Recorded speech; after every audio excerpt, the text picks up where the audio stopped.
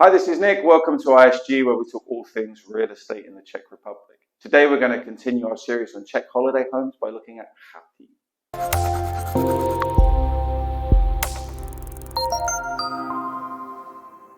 If you have Czech friends, most likely by now you've heard people mention a trip to the Chata for the weekend. These small cottages are abundant in the Czech Republic and a real feature of the country. They quite often have been in families for generations and were often built by the original occupants. They're generally quite basic in design and have quite limited features.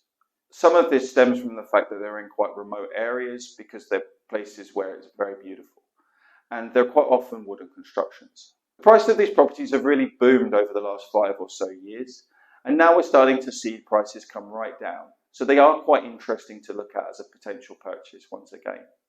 Many potential buyers that I speak to are interested in turning these properties into somewhere where they can live permanently and change a lot of these existing facilities. It's very difficult, and in a lot of places it's not really feasible. I think it's much better to keep the classic charm of these and use them for what they were intended. That said, of course, there are many modern technologies that can make things a little bit better for you there. Things like solar panels, water cleaners. You can add these kinds of things to make them much more livable overall.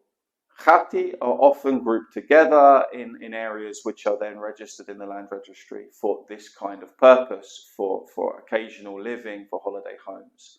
These are often areas of natural beauty which are either very remote or on the outskirts of smaller villages.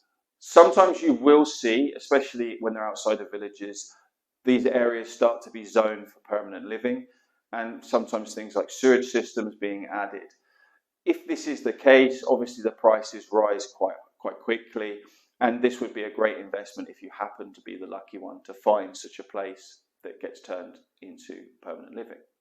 But generally, if these properties are a good investment, really comes down to the area they're in and their popularity, and also the price you're able to get it for. Thanks very much for watching this one. We're going to continue our series next time by looking at Chata.